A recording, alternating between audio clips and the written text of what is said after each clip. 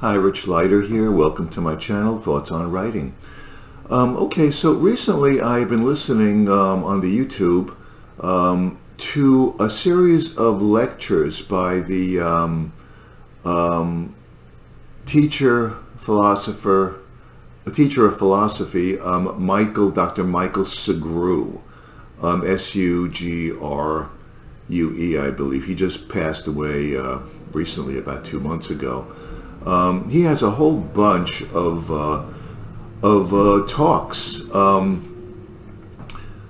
about all the philosophers that he's read, and I was never really aware of him. I never really listened to him until very recently, and I was listening in particular to some of his lectures about Plato's Republic, which I haven't read. Tried to, but I couldn't. I think I'm going to try to again. I think it'll make more sense to start sinking my teeth into it now that I've listened to Dr. Sugrue. But he has several lectures on Plato's Republic, and also he has a number of lectures on Nietzsche. And Nietzsche I have read throughout my life. I've taken stabs at him. I've read Beyond Good and Evil and The Genealogy of Morals are the two that I believe I've read a few times. I'm certainly no expert on Nietzsche, and there's a lot of Nietzsche that I do not understand. But anyway, what I wanted to talk about, though, is particularly regarding Nietzsche is Nietzsche is such a divisive figure. I mean, some people can't stand him, some people love him, some people think he's just a Nazi, that he's a progenitor of postmodernism. They think he's a horrible negative force in culture, and other people think he's a hero. I'm not going to get into that. But I will say this, and I haven't heard anyone talk about Nietzsche much. And then now Nietzsche is not, I understand that Nietzsche is not an overtly political philosopher. He doesn't say anything specifically about politics, I don't think. But here's the thing. I'm thinking to myself that it seems to me, from the reading I've done and from listening to Dr. Sugrue, that the theories that Nietzsche proposes in Beyond Good and Evil, and particularly in the Genealogy of Morals, are being borne out right now. Whether you like him or don't like him, it seems to me that his theories are being proven right now. And I'll tell you what I mean by that. Nietzsche has a theory. He has a lot of theories. He has a theory that there were two classes, I suppose, in society. One of them was the warrior aristocrat, and the other was the everybody else but them, the serfs, the peasants. The warrior aristocrat, being physically stronger than the everybody else, would simply say, this is the way it is, and what I say goes, simply because I'm saying it, and I have the might to back it up. That's the basis of my legitimacy. If you can't top me, if you can't challenge me, then what I say goes, and what I do and what I say is good, and everything else is bad. Well, I mean, it seems to me that this is being borne out right now. For instance, I think of the World Economic Forum. Well, what is the World Economic Forum? The World Economic Forum is just a bunch of guys, a bunch of people, backed by other people, much more powerful than they are, and much more wealthy even than they are. And the World Economic Forum is basically saying, hey, we're going to tell everybody else what to do. We're going to tell you what kind of currency you're going to have from now on. We're going to tell you what you can own, what you can't own. They're going to dictate every aspect of our life, basically. And what is their legitimacy for doing this? Is Klaus Schwab and his ilk, are they Americans? Are they people who have been elected by me?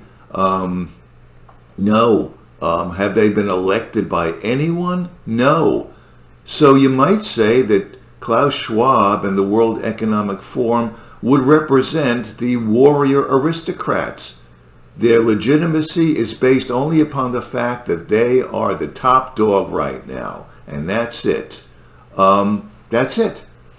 So in real time, this seems to be a theory which is true.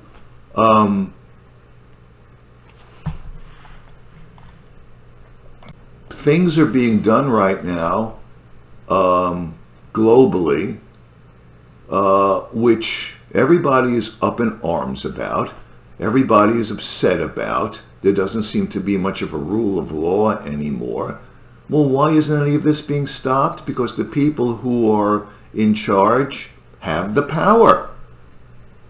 In a sense, they are the warrior aristocrats, and what they say goes because nobody is challenging them. This is exactly what Nietzsche is saying, as far as I'm concerned. Another thing that I've noticed, I was listening to an alternative media person, and I listen to him often. I'm very sympathetic to what he says. He's very upset about the state of affairs now. And at one point, he's, all of these people who have done all these horrific things, they kind of, these elites, they just kind of do their thing and nobody stops them. They're unchecked. And recently, one of them passed. And this particular commentator that I was listening to, this alternative media commentator, said, well, you know something? He's dead now. So now that he's dead, now he'll have to pay for his crimes. He said he didn't pay for them in this life. He wasn't a perp walker in this life. He was never charged with anything. He was never arrested. He was never been imprisoned or prosecuted in this life. But in the next one, he's going to get his. Well, again, this is exactly what Nietzsche says in The Genealogy of Morals. He says his theory is that because the serfs or the slaves or the lower classes feel that they are unable physically to challenge the aristocrat warrior class, well, they have something called ressentiment, which is a situation where they have reversed the values that the warrior aristocrat class espouses. They're saying their revenge on the warrior aristocrats is through these kinds of beliefs, that they will get theirs in the next life. Literally, this is exactly what's being espoused by the slave class, you might say, or the serf class. And that's what I hear being echoed. I hear many people saying that, many religious people saying that, who are appalled about what's going on. They say they'll get theirs in the next life. This is the sentiment of ressentiment that Nietzsche talks to a T. Now, I'm not a defender of Nietzsche. I'm not his long-lost relative. I'm not trying to defend him. I'm not qualified to defend or criticize him, I suppose. But one other thing that I've learned from Dr. Michael Segru, people do attack Nietzsche for being a proto-Nazi. And maybe he is a proto-Nazi. Maybe I don't know. But if you're going to attack Nietzsche, then you might as well also attack Plato. Because in Plato's Republic, Plato is very, very specific, according to Dr. Segru. He's very specific about what will be permitted in his new ideal republic and what will not be permitted. Poetry will not be permitted. There will be a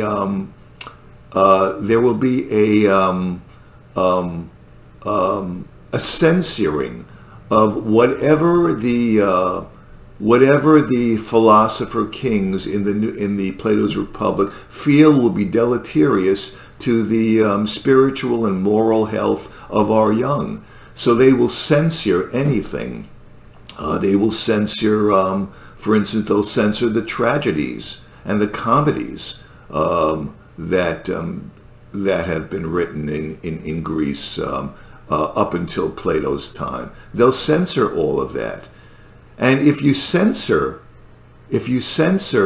begin censoring things in a republic because you want to protect your young, well, it sounds like a noble idea, but you're merely opening up the door to potential totalitarianism when you do that.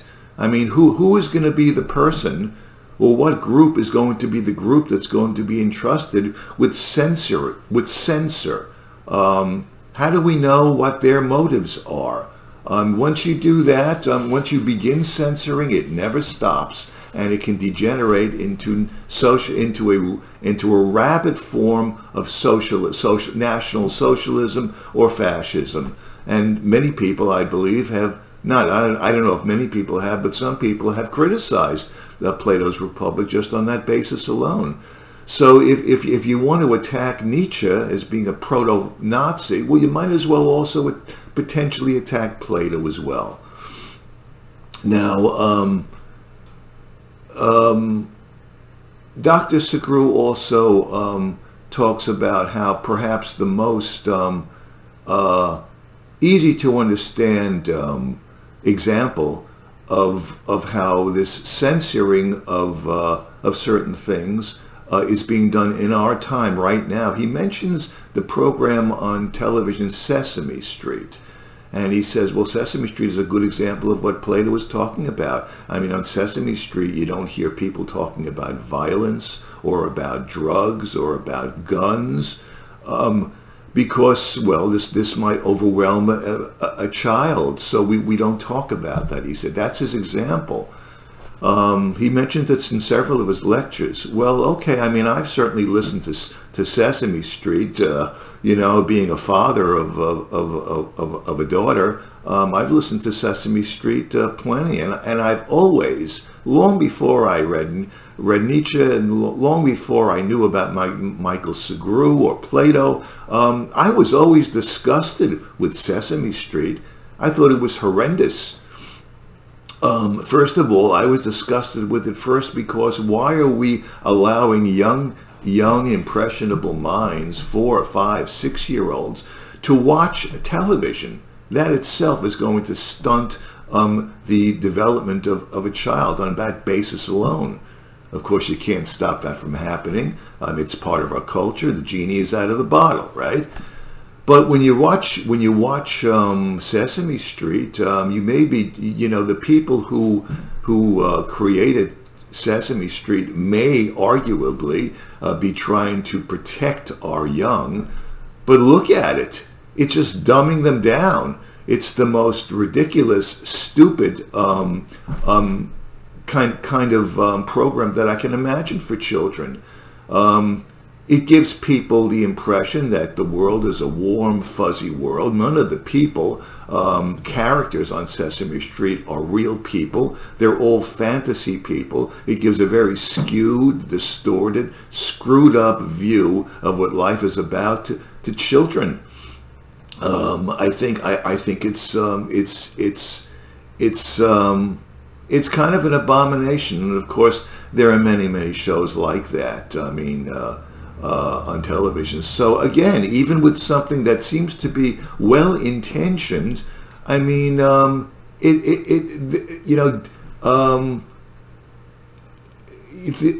harmful effects are baked into the cake whenever you try to censor anything for the good of the people. I mean, everything that's ever been done in our society that's horrendous has always been done with the cover story that it's just being done for our good. So, I mean, really, once again, if you're going to attack Nietzsche, then you got to attack Plato's Republic as well on that basis, from what I've heard in his lectures, Dr. Segru. Another thing that I don't understand, I wish Dr. Segru was around so I could ask him these questions. You know, not that he would even read my email. You know, I mean, the guy. You know, none of these superstar philosophers ever get to read. You know, the emails of the common man. But that's another story. Another thing I would like to ask Dr. Segru, if he was alive, is what is the difference between Nietzsche's warrior aristocrats and a sociopath? I would love him to talk about that. I mean, a sociopath is basically a person who wants to achieve certain ends at no matter what the cost. The means or the ends always justify the means. The sociopath has absolutely no compunction about doing whatever it takes. He has no sense of guilt. He has no conscience at all. Well, in a way, couldn't you characterize the World Economic Forum and all these other elitist organizations as being run by a bunch of sociopaths?